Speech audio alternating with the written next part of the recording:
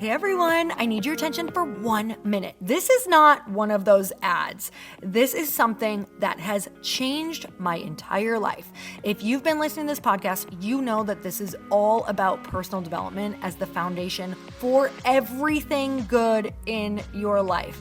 And this podcast is now sponsored by Growth Day, which is the world's first all-in-one personal development app. I mean, oh my gosh, can you imagine having everything all in one place that you need to create the life that you want? Now you can. So if you've been struggling with your motivation, your mood, your productivity, or your purpose, you have to check this out. Growth Day helps you consciously change your life and achieve your potential. It has all the self-improvement tools, motivational classes, and life coaching all in one place. So many of us want to improve our lives, but the question is how? Where do we start? What do we use? How do you get unstuck? How do you make self-improvement stick?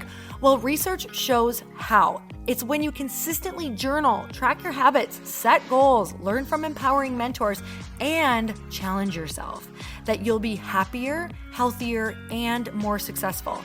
But let me ask you something. Where do you actually do all of your personal development work?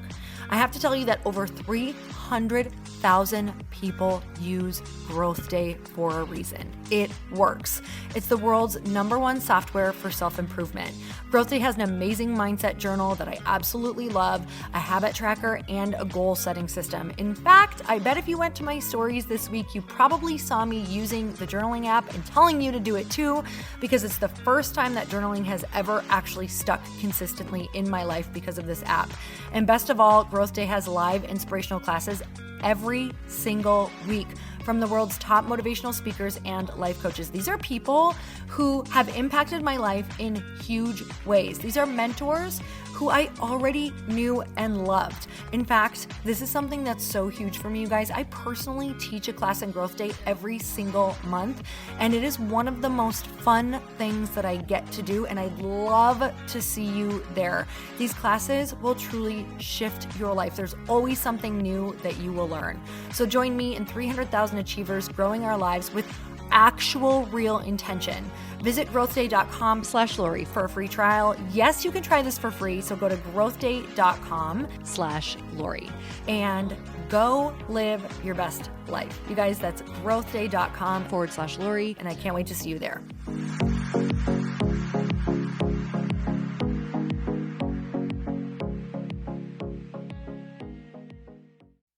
I've really noticed that when I give myself space and time, I am so much more creative and bring more ideas to the table, that actually my momentum doesn't slow down and the growth of my company actually only gets bigger and faster.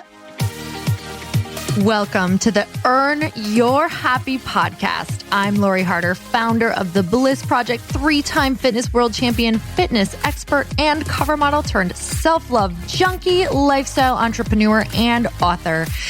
Each week, I'll bring you a guest or a thought that will help you bust through your fears, connect to your soul, and get focused and clear so you can elevate your life, business, and relationships. We don't wait until we're ready for someone to tell us we're good enough. We take what we want and we anoint ourselves.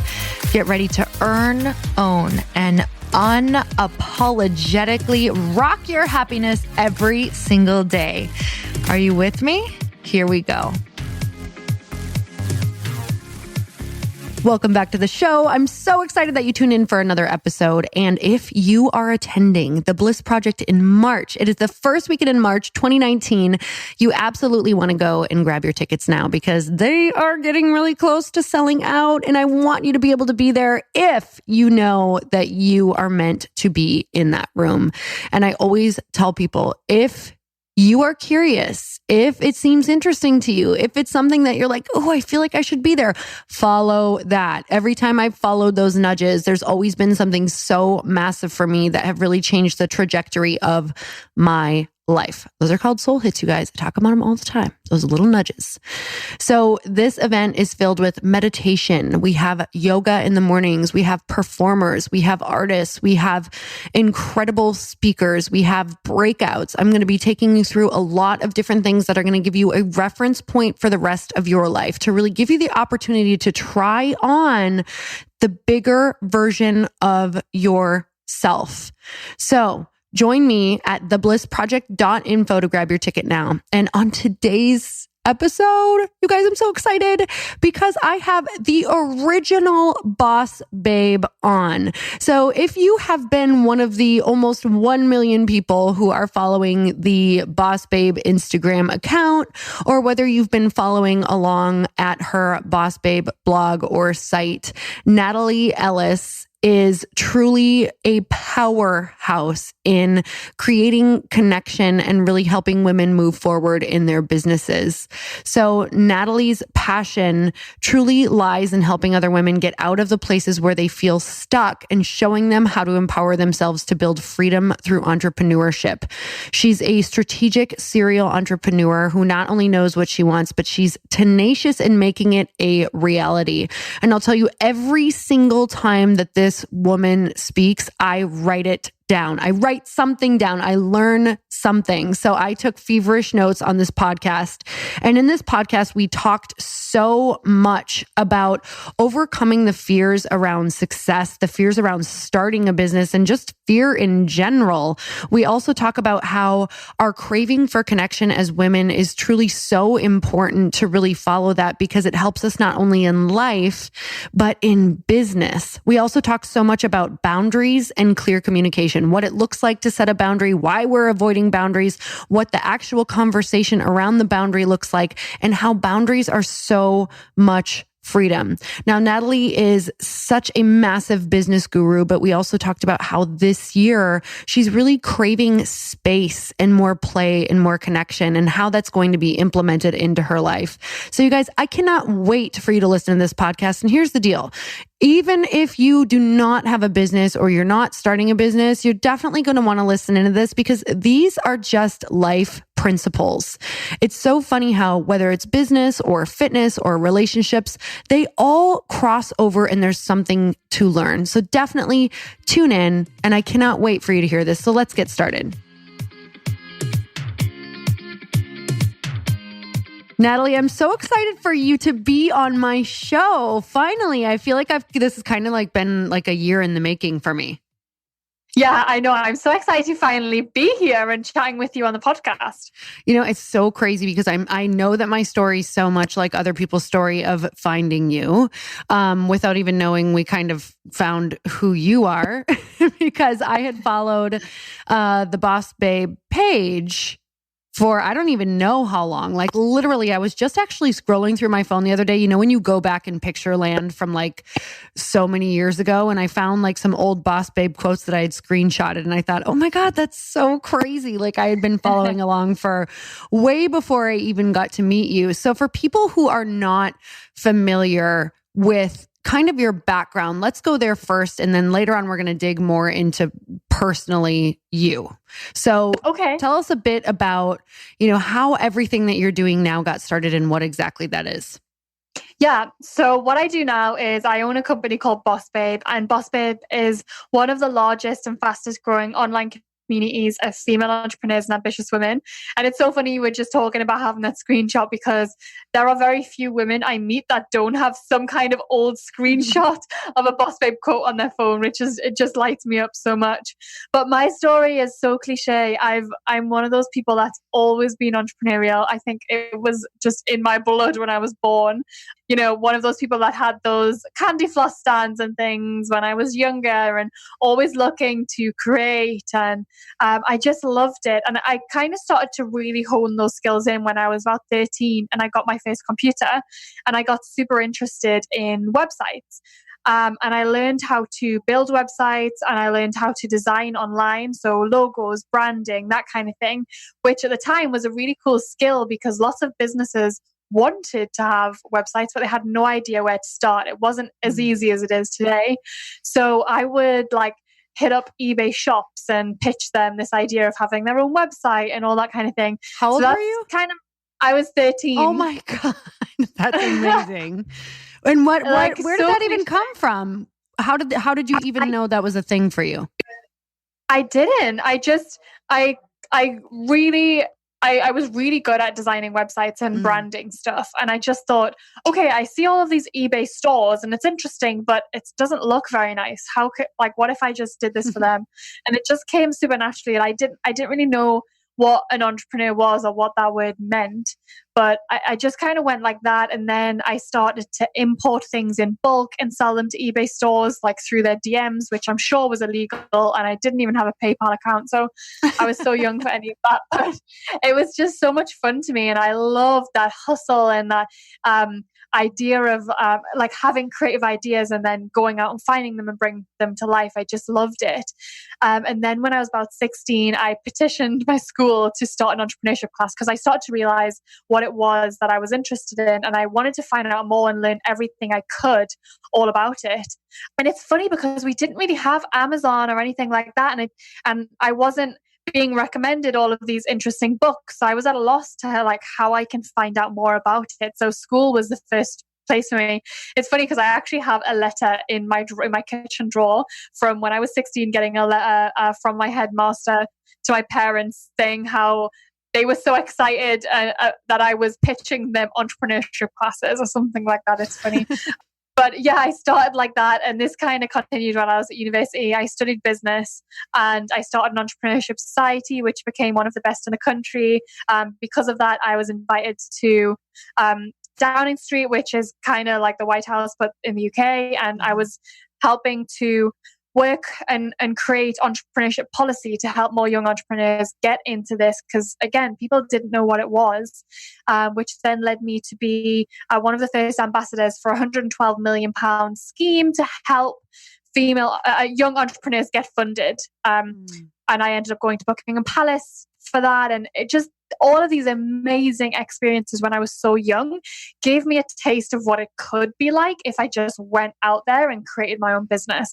So it all started there, and obviously long journey, and I'll fast forward a lot of it because it's not super relevant. But what got me to where I am now with BossBabe is I started a company seriously out of uni, and it was going really well. And from the outside, I should have been loving it and I should have been so happy. But inside, I just felt empty and lonely and stressed. And I didn't have a lot of friends at the time. I was traveling. I didn't really know anyone that understood what I was trying to do. And I just thought there has to be some other girls out there like me. And that's where it all began and has brought me to where I am now. So how did you acquire, I know I was reading some articles on you. So how did you acquire even BossBabe and figuring out what that was going to look like? Yeah. So I started on Instagram with my first company, Oh My Glow, which was a nutritional supplement. And I started on Instagram and got a lot of traction from there to a point that when we launched, we were shipping to over 60 countries in just a few weeks. Wow. And it was purely Instagram. Then we got into over 200 stores in the UK, again, just from Instagram. And I was like, okay, there's something to this. So I started a female entrepreneurship account where I was sharing quotes and things. And at the time, there was already a BossBabe Instagram account. And the girl that was running it messaged me. She was like, I love what you're doing. I'm not super passionate about this and I want to step back. What would it look like if you came in to do what you were doing on yours within mine? And I was like, this is perfect. So I stepped into that. I started growing the Instagram account. There was a membership site and I started growing that and an advertising network, and really started turning it into the company we know it is today. And as that journey was going on, the girl who was part of that, she was really passionate about something completely different. And it was amazing because I was so passionate about this. And so I decided just to go fully there on my own. And she went and did her own thing. And then in the end, I ended up bringing on another business partner who is Danielle, who I have now, who is so passionate about the BossBabe movement. So that's how it all came around. And this was years ago. And it's just been the most fun journey of being able to grow this community into what it is today. So I love that story. And I know that you've experienced just like massive explosive growth, but I also know what is going on behind the scenes as far as being able to get it there. And that's one of the favorite things for me to talk to you about and to talk to, because we kind of share this circle of mutual friends who it's so much fun, like just meeting all of these incredible women, especially in the LA area, and really getting to sit and talk about what it took to make these businesses what they are and the journey behind it. And I love hearing we're all so similar. Like we all have these huge dreams and these wants and these desires, but at the same time, when we're in, massive momentum, sometimes we can burn out and sometimes we're not getting the connection that we want and we're not actually taking care of ourselves in the way that we want. And I know that that's something that you have been passionate about talking about for yourself this next year. So tell me a little bit about what the prior years have looked like for you as far as what it's taken for you to get to where you are growth-wise. Yeah, that's such a good question. So I think over the past few years, or ever since I kind of started my career, I have felt like I have had no choice but to succeed. There's never been any other option. I came from, very, very little. We lived in the projects and I was on free school meals, and my family didn't have the finances to be able to support me if I failed. Like it was all on me. And I think from a very young age, I have really felt the need to succeed and to be able to go out there and forge my own path. And it put a lot of pressure on me. So when I launched, and I think I want people to have in their mind, me coming at it from this perspective is coming at it from a place of privilege now. I have the space in my company to be able to step back and look at what it's looked like over the past few years. But I don't know if I would have got here without working as hard as I did. But as I was saying, I just didn't see any other option. And I would work around the clock. I would take every single opportunity. I would say yes to everything. And it was great for a while, but then I just started to feel so disconnected from my body and from my mind and from source. I just felt disconnected generally. And I went through about 2 periods of really significant burnout. I had lots of kind of ups and downs. And, we all as entrepreneurs have those days where we just sit and cry because we feel like everything is kind of falling apart. But I went through 2 periods of quite deep burnout. And from there, I've really been able to kind of dive into what I think caused that for me, and think about what I can do differently. And I think what it was for me was, actually, I can describe this in terms of BossBabe. So I think of, the masculine, they like to do, that's the yang, and that's the boss side of BossBabe. And the feminine likes to just be, that's the yin and the babe side of BossBabe. And I think I was so far in my masculine that I was just doing. I didn't even know what it looked like or meant to just be. And I was like one of those persons, and it sounds crazy, but I was one of those people that was kind of just scared to sit and be with my own thoughts. Like I was scared to not be constantly doing something, whether that was out with friends or watching a movie or working, whatever it was. I would never just be sitting there doing nothing. It terrified me. And, I think I had a lot of stuff to work through. I had quite a turbulent childhood and stored a lot of that within me. And I think my coping mechanism has always been to ignore and to keep busy. And you get to a certain point where that doesn't serve you anymore. And you have to learn what it is like to sit with yourself and dive into those scary parts of yourself. And for me, that space came from when I had a very successful company. I was making enough money to be able to step back. I was, when you reach that kind of part, the self-actualization part, the Maslow's hierarchy, where you're not worried about all of the other things that you were worried about. And you're actually in a really good place where you're like, okay, it's time to turn within because there's a lot of shit going on that I didn't realize was going on.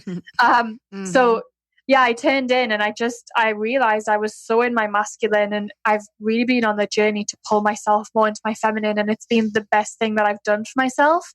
And it's made me feel so imbalanced and so aligned with what I'm doing in a way that's sustainable.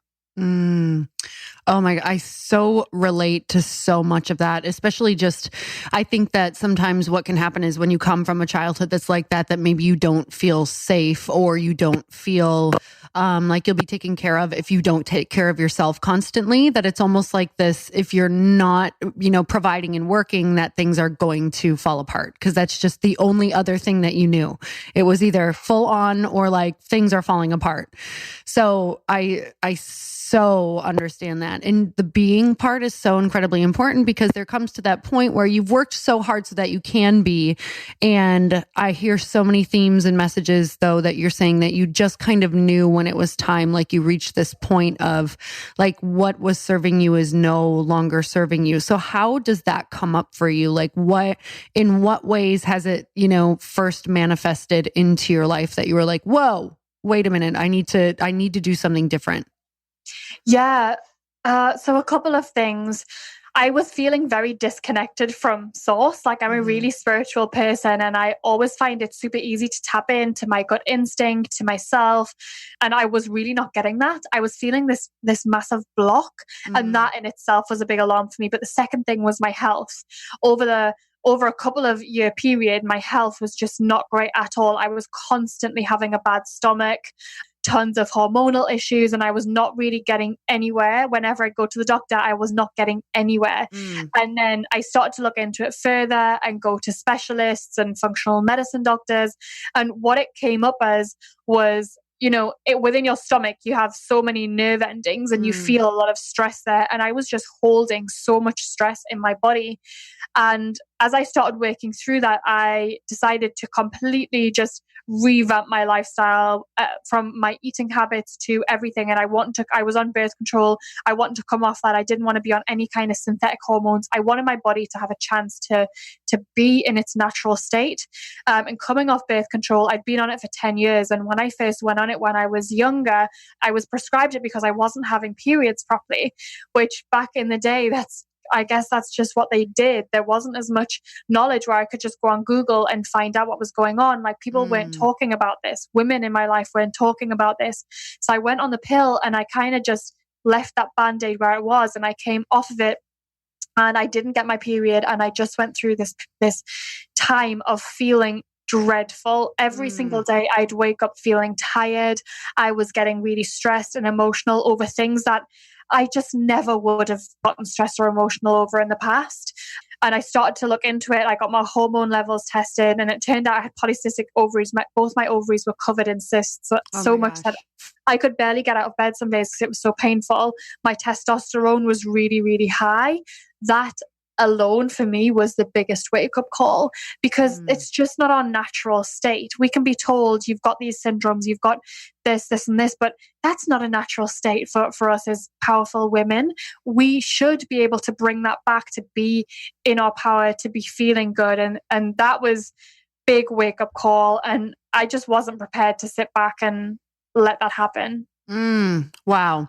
I know so many people can relate to that. And I think it's so good to hear that this is happening. I mean, that this conversation is becoming so much more normalized now, because I remember just different struggles like that in my life as well. And it was just like, oh, go on this, go on that. And now we have so many amazing options that it's like, especially living in LA, I can imagine that you just have so many options at this point that it makes you feel like you can get your power back in a natural way. So true. We are so lucky here. There is a person for everything. Oh my gosh. I know whenever someone's struggling with something and they're not here, I'm like, okay, let me see what I can do. Let me see if there's this type. Have you ever heard of this type of person? Check if they're in your area. Like I'm so still learning about all of these new specialized type of doctors and treatments. And I'm always just completely astounded by what comes up when you really take on becoming an advocate for your own health. Like that's the number one thing that we can do is just, oh my gosh, be fierce about your own health. So oh my goodness. Okay. So I want to know about, we were talking earlier right before this with the new year coming. And I know that you also have some feelings of wanting to implement more self-care and more just kind of nurturing yourself and slowing down a bit, perhaps with the new year coming. How do you, this is a question I get all the time from women. How do you maintain high achievement and high standards while still trying to somewhat balance this new version of slowness that we're all starting to talk about, or not even slowness, just more self-care? I think this is probably my favorite question ever. It's so important. I can definitely give my opinion. I'm so still on this journey and learning it, but I think I'm getting some things that really work for me and have worked over the past year. But I think sometimes we have this idea of being in our feminine, meaning that we're more passive and less ambitious. And whilst it means you might be, spending slowing down and spending more time on self-care, I've really noticed that when I give myself space and time, I am so much more creative and bring more ideas to the table, that actually my momentum doesn't slow down and the growth of my company actually only gets bigger and faster. But what's been really important for me within business is to have someone on the team who is an implementer, so that I'm not having to do everything from start to finish. Because when I'm in my feminine creativity flow mode, I'm very good at having ideas and designing and writing and getting things started. But it's then when I am constantly having to push projects through and chase people up and stand in my masculine, if you do that for too long, you start to feel like it's just a bit much. Whereas I think, a certain level of that is absolutely fine, but it can sometimes feel a bit much. So a big thing that I did was bringing someone onto the team who can be a full integrator and can push things through for you, so that momentum isn't being lost. And if you slow down, the entire company doesn't slow down, because you don't want that to happen. And then I've just been trying to spend time doing things that really nourish my soul, but at the same time really help push me forward. So, and your book speaks so much to this, but as women, we crave connection and community. And, I think in society today, we're so fixed to our phones and our laptops and not seeing people in person, that we can feel so disconnected, and we tell ourselves these stories that we're so introverted and need all of this alone time. Whereas, I argue, yes, we definitely can be introverted and need alone time and be charged by that. But if you're spending time with the right people and the right women, you can just be so fired up and feel so nourished on the inside that you go into your day just feeling great. So my day, I just kind of try and schedule in lots of different things that really help balance me out. So in the morning, I read, I highlight lots of different things in my book, I journal, so that my brain's already switched on by the time I get to work. So then when I am in the office and I'm working, I'm really productive, but then I schedule in time to do things that make me feel super creative, whether it's writing or designing. Whether you can outsource a copywriter and designer, maybe you don't want to, maybe that's your zone of genius, and we all have different zones of genius. But then, so tonight, for example, I'm then going to go out and have an amazing dinner with a good girlfriend of mine, or I'll schedule in a dance class, or maybe it's yoga, or maybe it's just going home, cooking an amazing dinner with my husband and just chilling and talking about our day. Whatever it is, I try and fit that balance in, because I've been on both ends of the spectrum where I'm pushing so hard and telling myself I have absolutely no time to do anything but work. And so I outsource everything, the chef, the cleaner, the housekeeper, the cook, concierge, all the things. But then I feel so disconnected from the things that light me up.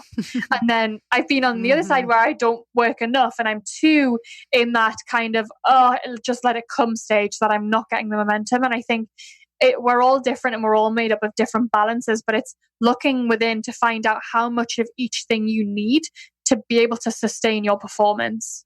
Oh my God. I'm just like so feeling you right now, because I've done all of those things and then repeated them again and again. And I think that part of that is like that trial. It's just this constant trial and error, because what even looks like balance for us this year will look totally different next year. So I love this conversation, because it's like continually changing and evolving along with the times as well, like whatever's coming up for the world and our communities for that year. So it's like this continued cycle, which is actually the fun cycle to try to figure out once you understand how it works. So I love that so much. So as far as you talked a lot about, having an integrator and implementer. And for me as a creative, that is like, oh my God, it's so incredibly key. But for people who are maybe just starting out on their business, and I think it's like so important to try to get somebody maybe before they feel ready, especially if they're noticing as a creator that they're getting exhausted or not pushing things through. I think it's like you said, when things are not getting completed, it's time to really get somebody to help you with that.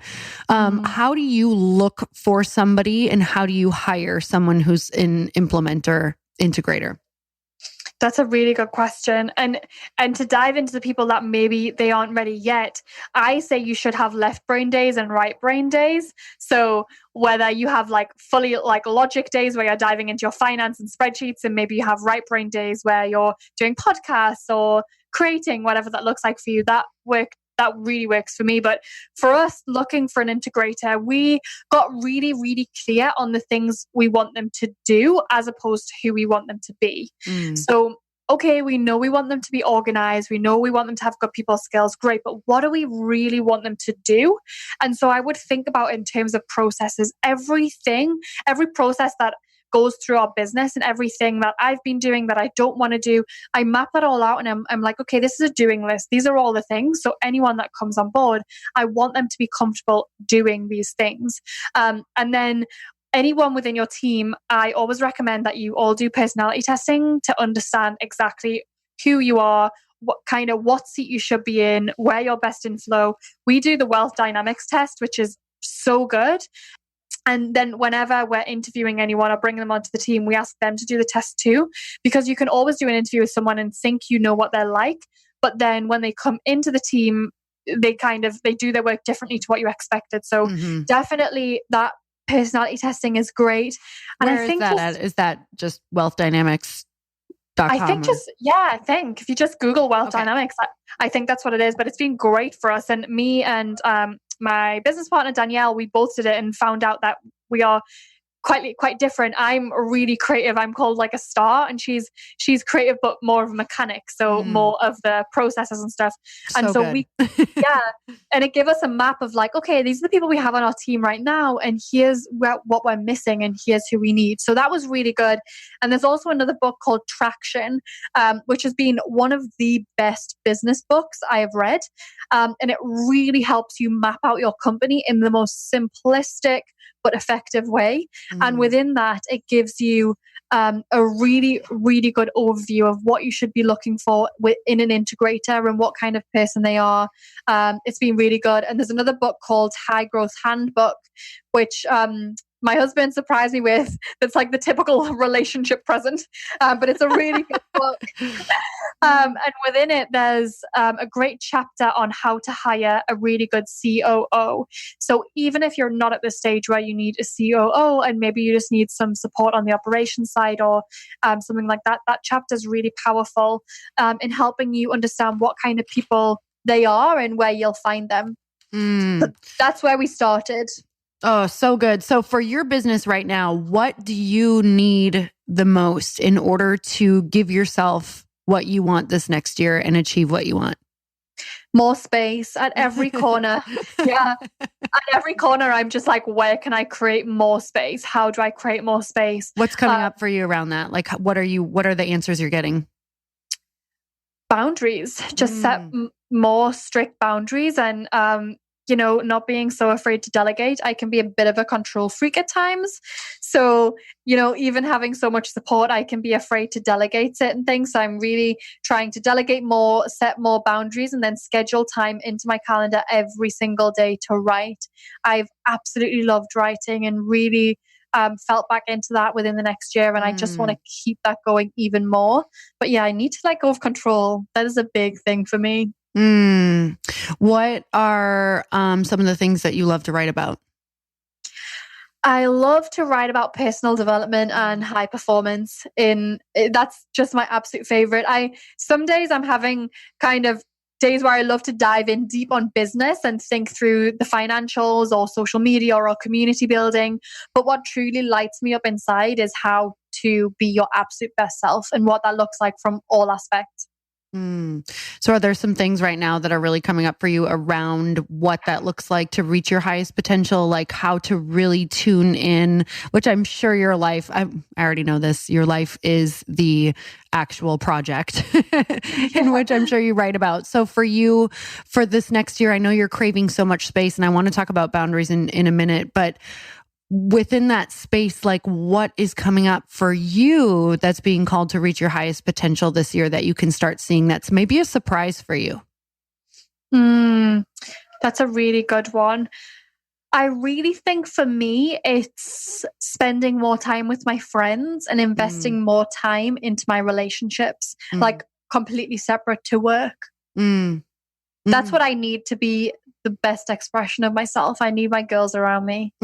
That's so me this year. Oh, we'll just have to hang out. It literally is. I said to my husband, I'm like, I think this year, instead of me always joining masterminds like I always do every single year, I was like, I think I want to commit to just creating really magical spaces with friends and like having that be like the version of the mastermind that I need. And I really think that that's where the creativity will like be so nurtured, because I've done so much of, we've done so much of the work that now I think it's time to just like let that work go even deeper, but like create with it. So yeah, it just sounds so good to me right now. Like, oh my God, doesn't that sound amazing to just look at your year and know that you have like spots for just connection time?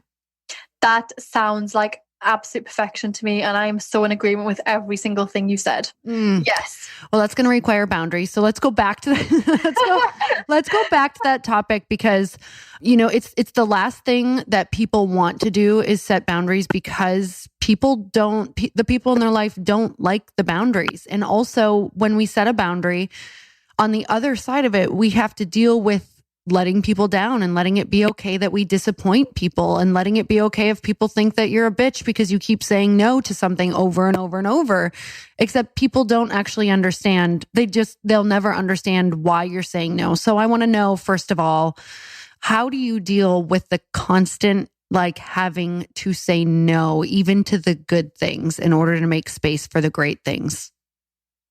This is a really good question. I try and go into it with as much love as I can and let go of the need to fully explain myself. I think in the past, I've felt a need to like overcompensate with explanations. I'm so sorry, I can't do this because this is coming up and I'm feeling like this. And I'm just working myself up even more as I explain it to them, as opposed to just saying, right now, I just can't commit to this.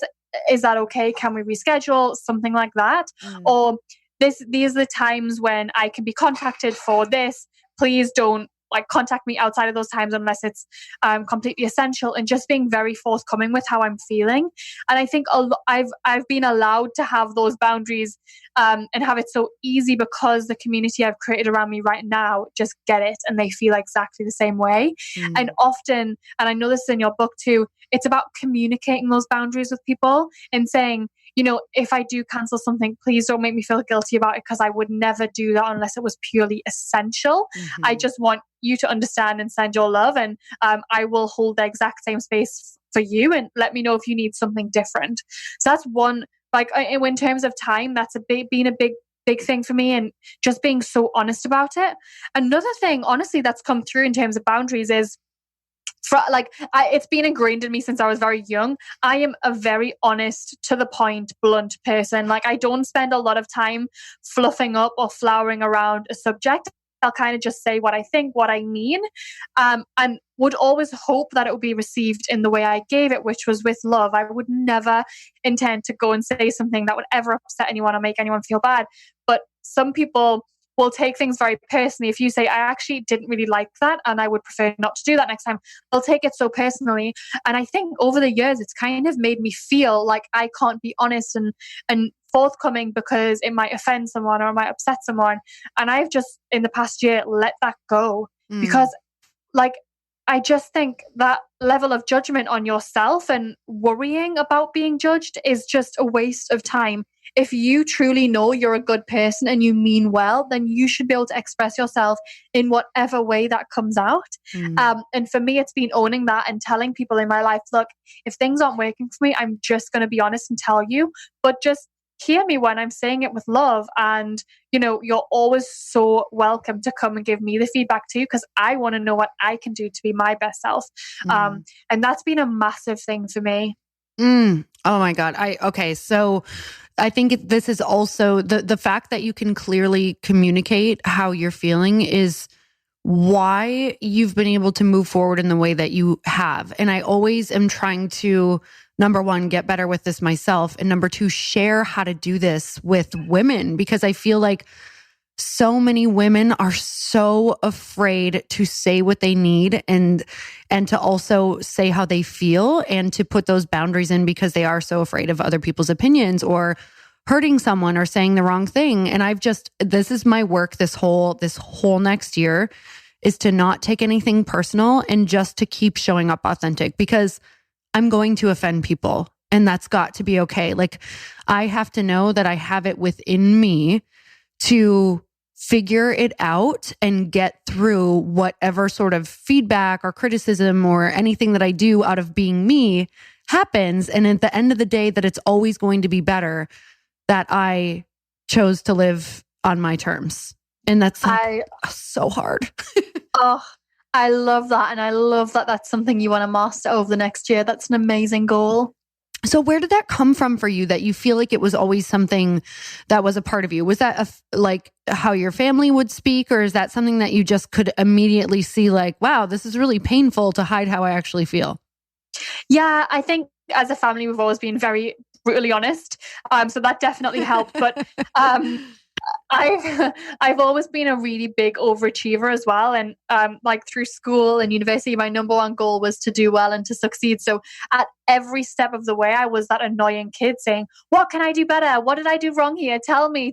I would like knock on my teacher's doors and go in and be like, can you read this and tell me how it can be better? And I always really just wanted to know how I could be better. And I think approaching it on that wavelength, when they came to me with feedback, it was like, this is exactly what I asked for. And they gave me that. They gave me their time to go and give me feedback. And that's such a blessing. And it kind of got ingrained in me that way.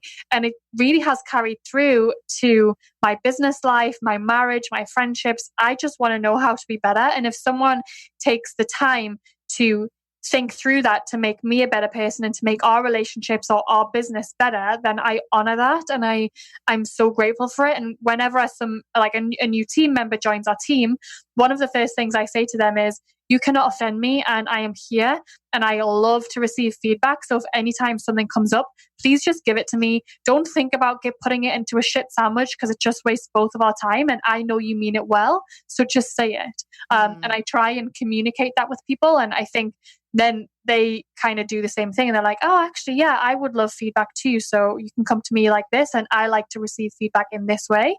And then you make a commitment. Okay, I get that. I'm going to try and give you feedback in that way. So good. Oh my goodness. I feel like this has so much, it's so funny because business has so much to do with relationships too. It's like just about every single day, I feel like with Chris and I would rather have a little tiny like match strike fire than something that I'm constantly like stuffing down and is, just like completely out of control and I can't get a grip on later on, because it's not like these things go away. They end up getting pushed in some closet somewhere and they're going to rear their ugly head later on. Like that's exactly how business is.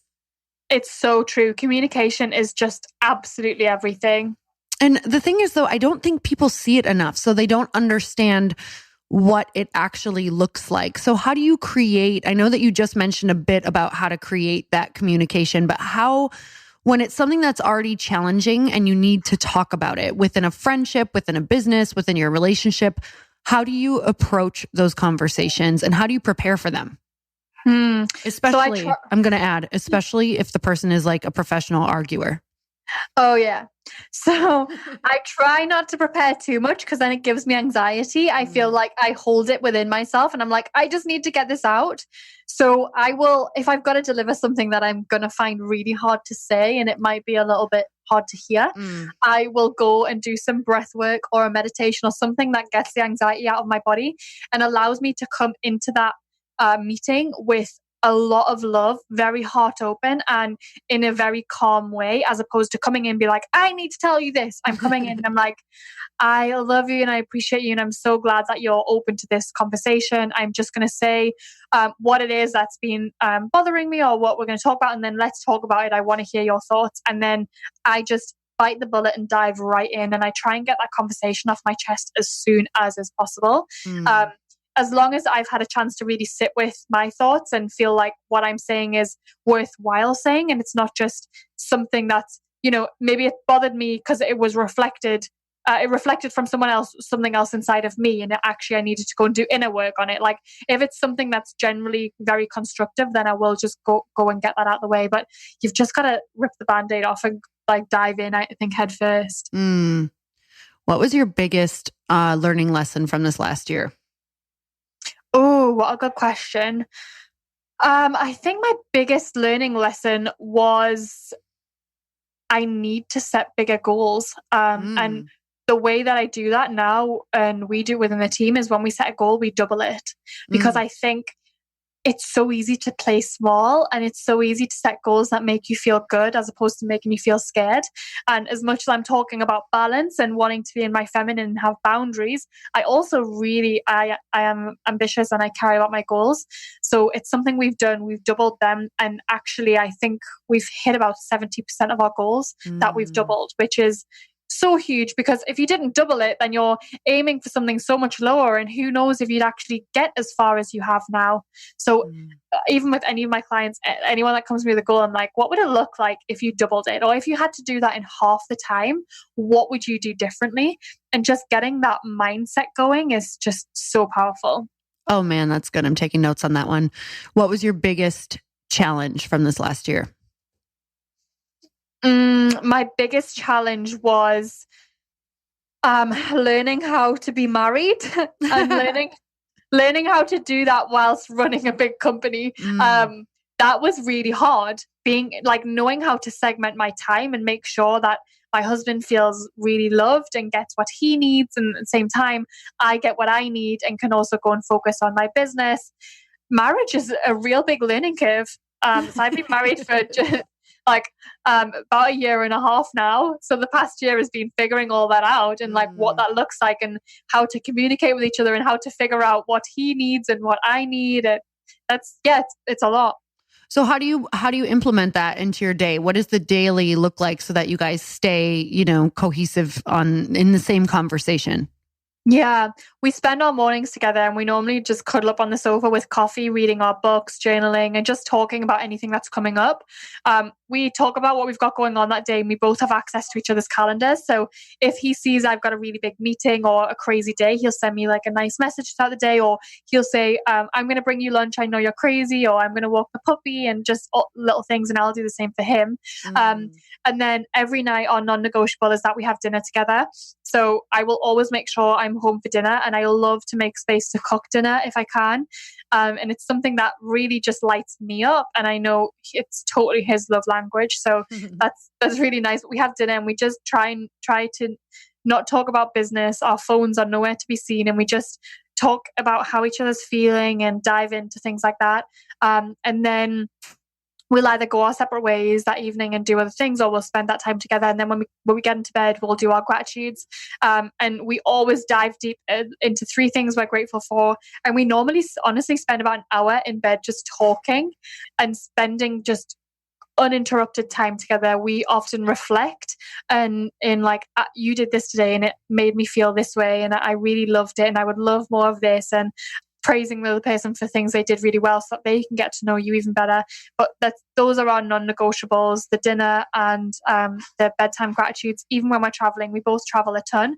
We'll still check in with each other, even on different time zones, and do our gratitudes when we're going to bed. And it's been the best thing that we've done. I love that. Chris and I have that too. And I think that for couples who really want to make sure that you are moving forward together, I think you do need a list of non-negotiables, things that really tie you together. I honestly don't know what I would do without ours. I have no idea. We would definitely, I told Chris the other day on a walk, I'm like, I think if it wasn't for these walks, I think we'd be divorced. And he goes, what? And I was like, but for real, really look at what this daily connection has done for us. Like if I wouldn't be able to check in and process every day and kind of know that I'm still, important, or he's important in this way, or that this is working and this isn't, like, how does that work? It's just like really needing to nurture that relationship at some point. So I love that you have those times for yourself. So are there things in your life right now that are scaring you? Oh, yeah, definitely. The way my team is growing so quickly is scary. We are currently advertising for 3 more full-time positions. We just took on 2 in the past 2 weeks, and it's terrifying, like completely terrifying. Why is that terrifying for people who don't understand like what that looks like to grow so fast? What are the fears around that? There's 2 big fears coming up around that. The first thing is just being financially responsible for so many people, and knowing that this is their thing and you are providing their thing. That's really scary, and you really do feel like you have this big responsibility, and it adds an even deeper layer to what you're doing. Like right now I feel so responsible to my clients and my audience, but now it's an even deeper level. So that's a big thing. And then the second thing I kind of touched on earlier, but it's letting go of control. Like this company is my baby. It's something I've worked on for years and have always had a hand in pretty much everything. And now that's not so much the case. There's things going on in the business that I actually don't even know about, which just to say out loud is terrifying as a control freak. But it's something I really care about developing more and working on. And I know that this is the most perfect challenge. And it's also just the business is so much bigger than me, and it's so much bigger than Danielle. And now it needs more people on the team who can take it to the next level with their own unique genius. And that excites me, and that levels it out. How do you stay organized? Like, this is probably my biggest question as new things come in and new projects come up. And, I think with different team members who you need to be putting different tasks on, just making it's more, okay, this is definitely a control freak question as well. How do you know that your people are also staying organized, and how do you stay organized? Yeah. So, we use different apps within the business. So we use Monday.com, which is an amazing project management software, and can generally show you what everyone is working on at different points and when their task's going to be due, and it will tell you if something's overdue. You can use Asana for that, but we were using Asana when we first set the business up, and we've moved more towards Monday because it gives you a better macro picture of projects. We have Slack, which is absolutely amazing. And there's this bot on Slack called Stand-Uply. And if you have any remote workers, so we have an office in the UK and then we have one in LA. So we're on different time zones, and that can be really hard to manage people and make sure they're staying on top of their priorities. So there's this bot you can plug into Slack called Stand-Uply, and it'll message everyone on a morning and say, what is your top priorities this morning? And the employee will reply to this bot, and then it'll say, great, where do you need support? And then it'll say, they can say if they need support or not. And then we have this leadership channel where all of the results get automatically sent to us and filtered, so we can just read through and see, okay, this is what everyone's working on. Then at the end of the day, the bot will pop up again to that person and say, hey, you said you were going to do X, Y, Z today. What have you actually worked on and achieved? And that person will put in what they've done.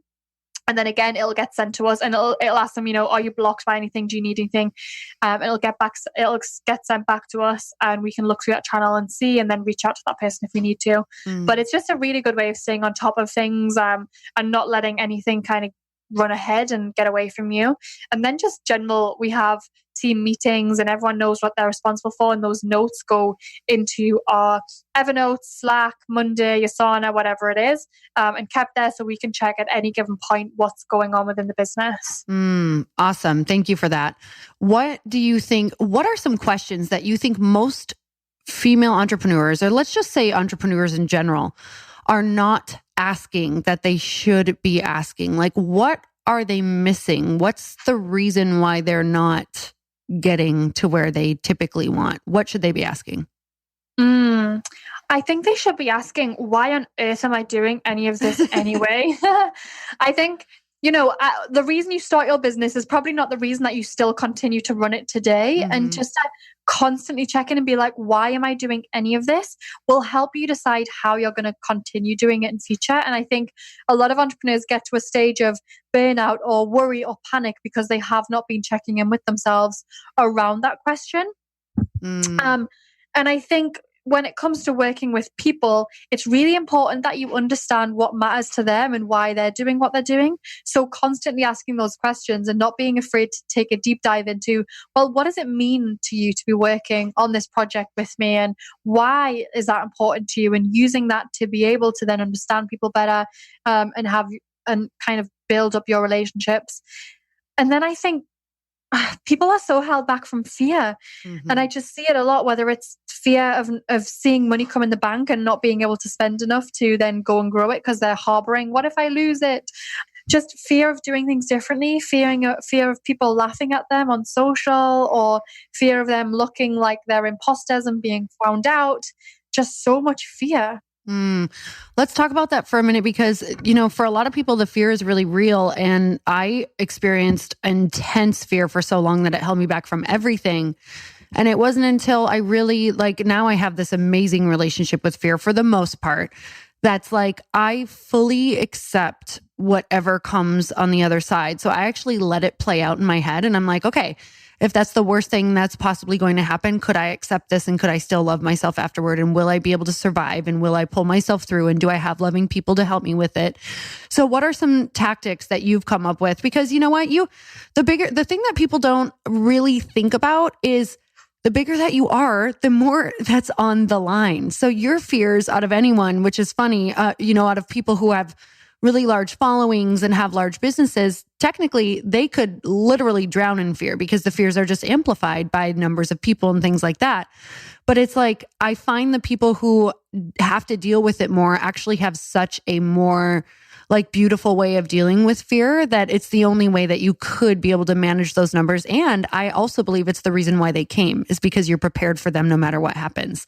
So how do you at night, if something comes up, because this is where it really bothers people is at night before their head hits the pillow, when they're just about to do that post, when they're just about to release something new, when they're just about to change something in their business, how do you deal with those voices in the back of your head? My business partner, Danielle, actually said something. We were recording our own podcast this morning and she said something really interesting. She said, fear doesn't like to be named. And I love that. She said with her, she's really felt held back by fear. And the best thing that she does is name fear. Okay, this what I'm feeling. It's showing up as this. It means this. And that's really changed her relationship with fear, which I absolutely love.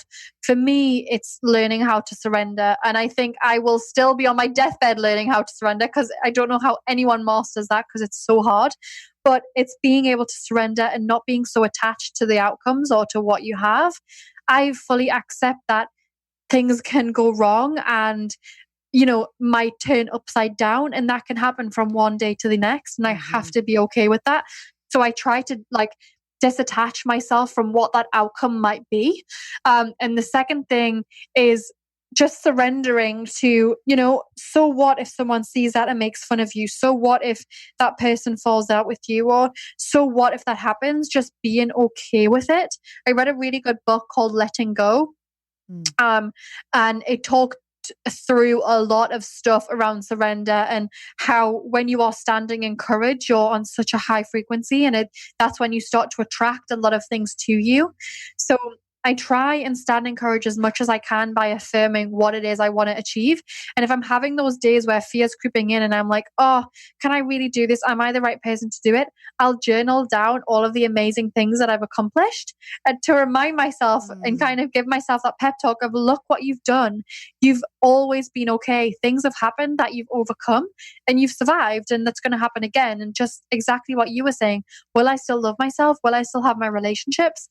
Will I have the things that matter to me if this doesn't work out?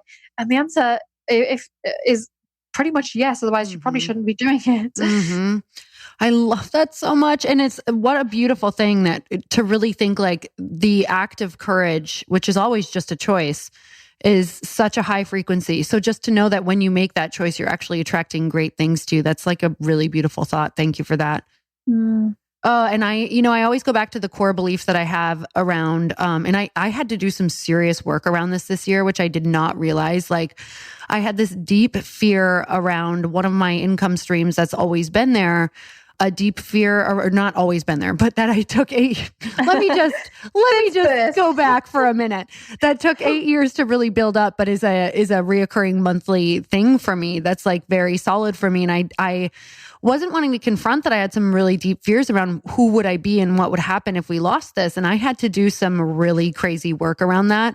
And I can't even tell you, I didn't realize that I was blocking other things in my life and that I was feeling so fearful around, letting go of certain things that I wasn't wanting to do anymore. Not that particular thing, but just other things around how we can start to self-identify with things. And that when that identity can get too attached to our business or the things that we're growing, that's when we can find that we're kind of at this standstill.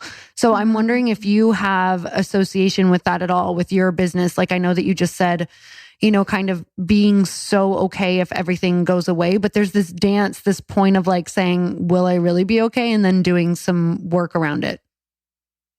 Yeah, because I had the experience of losing it and coming out the other end stronger has kind of started to push that fear away from me. When I was running my companies a couple of years ago, actually not even a couple of years ago, I was in the US. And for anyone that's not American, you will know, moving to the US and immigrating to a different country is really, really difficult. And it's not just the paperwork or anything. It's a really long process. I was on a visa and something happened where it got taken away.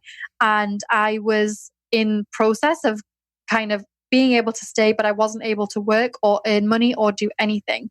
So I had to dissolve a lot of the parts of my business and just sit with that for 6 months until it was okay for me to like start officially immigrating over here.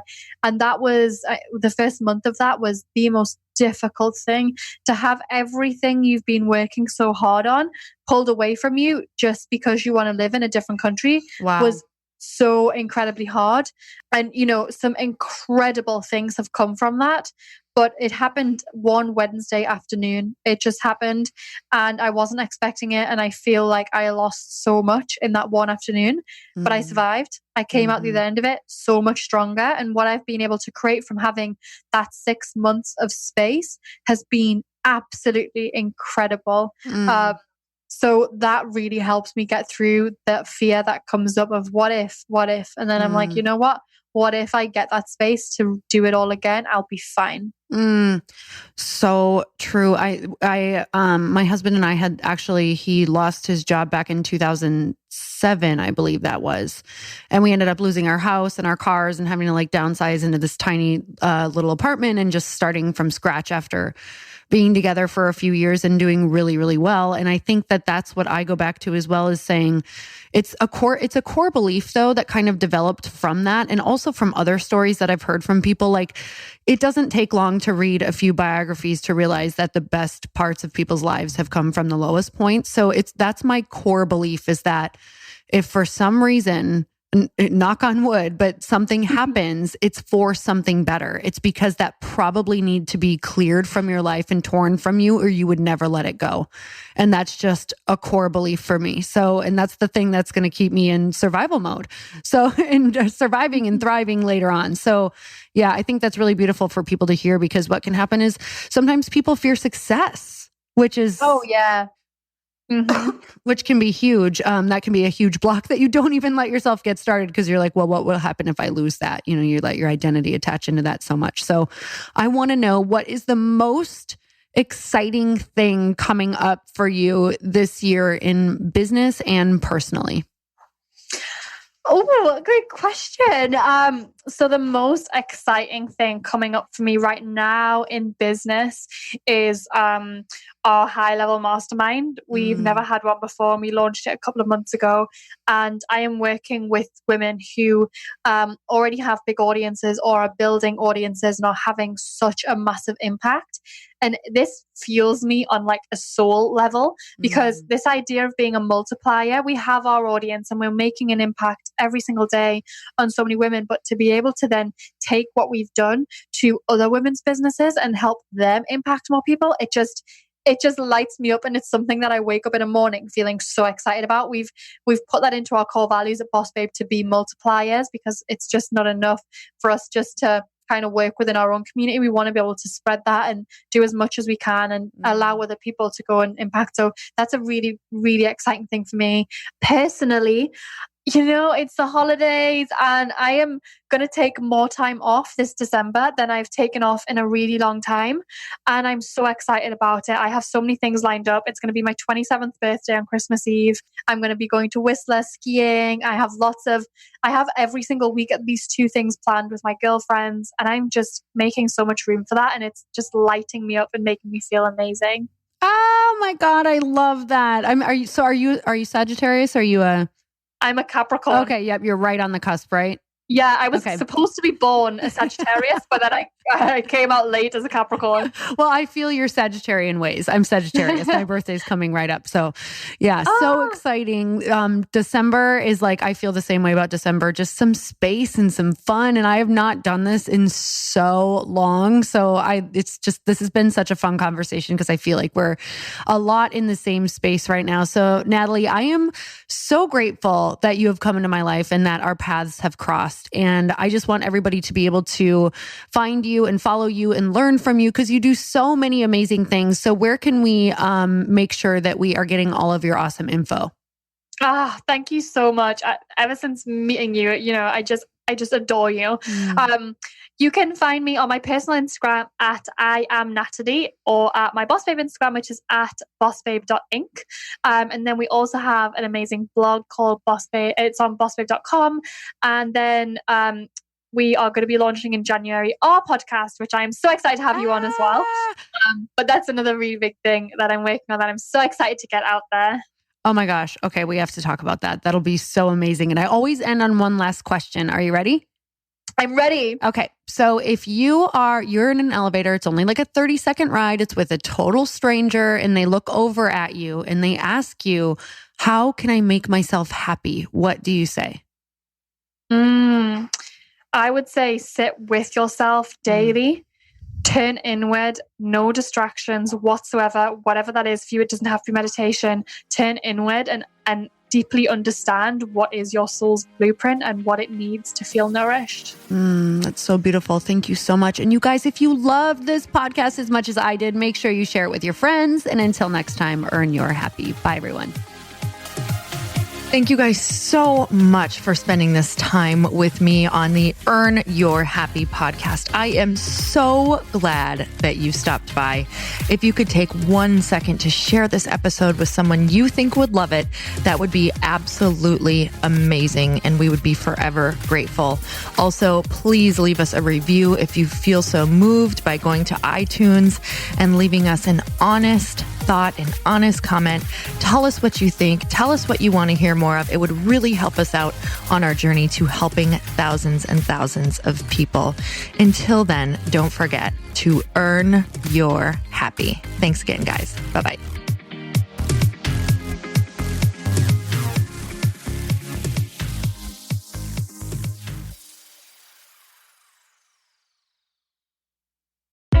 Hey, I know if you're listening to this podcast that you have big dreams and big goals. And one of the things that can really stop you is struggling with your marketing. Trust me, I have been there. Are you using 10 different systems just to build your online business? Then I want you to try Kajabi. Kajabi helps you build your web pages, set up funnels, and sell your courses, content, coaching, or communities.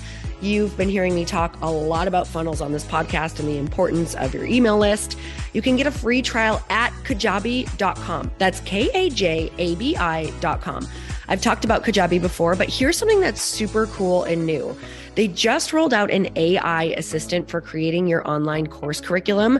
And this means you just type in a topic that you want to create on a course or webinar, and bam, it just generates a sample outline for you. It takes a ton of the hard work away. Of course, you're going to customize it to be your own, but this really helps you get over the struggle of how in the world to start which is where most people stop. If you're like me, starting is always the hardest part, and that's what makes Kajabi so popular. They've made it easier for creators to build web pages, build courses, build coaching programs, build membership sites, build checkout pages, and build email funnels. So if you're struggling with any of those, you got to go check it out. Go to kajabi.com. Kajabi was really the first all-in-one system and is trusted by over 100,000 creators. I think that's good enough for me. Also has influencers and marketers who use this. And now their smart AI platform makes it easy to take what you know and turn it into an online course and business.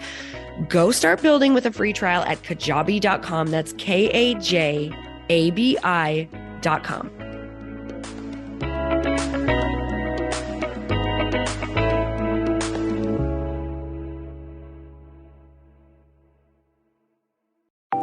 Want to know a huge secret to my success? Okay, not only my success, but just about every single person that I have interviewed on this podcast who is successful has this in common. You guys, they love to journal. They capture their life lessons and what they're grateful for. But a lot of people don't keep this up consistently. And most people do know that the research shows that journaling deepens your gratitude and increases self-awareness. But did you also know that journaling decreases stress and helps you achieve your goals faster? In fact, journaling is a huge differentiator between average performers at work and high-performing people.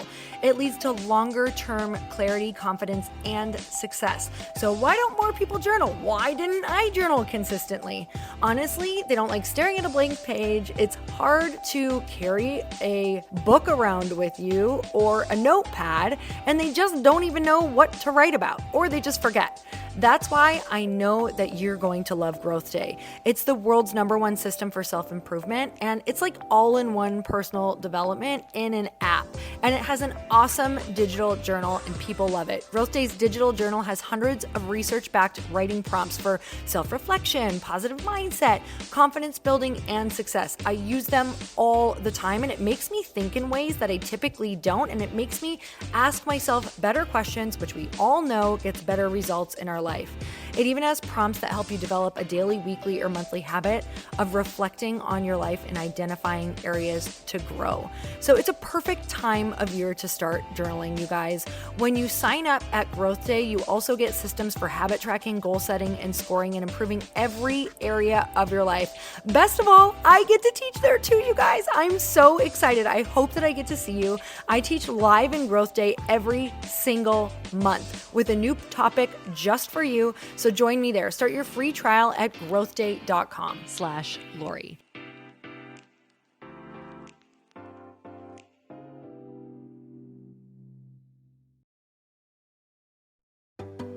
Hey, do you know what the big secret is this year? And it shouldn't be a secret because this should be your biggest focus. It is building your community. I am always working on building and nurturing my community, and everyone is talking about the power of community. Without an online community, you just cannot grow organically or create a real movement, which is what I know that we're all after. And you can build trust or monetize your audience. When you get community right, not only does your audience grow faster, but so do your sales. But where's everybody going to be managing their communities these days? And a lot of online entrepreneurs and thought leaders are turning to Circle.so. Circle is an all-in-one community platform. It lets you host content and create discussions, live streams, group chats, and memberships all under your own brand. And what's so cool about Circle.so is that you don't even need a website or Facebook group. Instead, Circle lets you build your own community site where you can host content and manage your members. You can even create locked and unlocked content spaces, groups, and classes. How freaking cool is that? You can put your content behind a paywall too, and you can charge different amounts of money for different spaces on your community site. Circle.so is famously easy to use, and it has a free 14-day trial for you, so you can go check it out, see if you like it, see if you love all the options.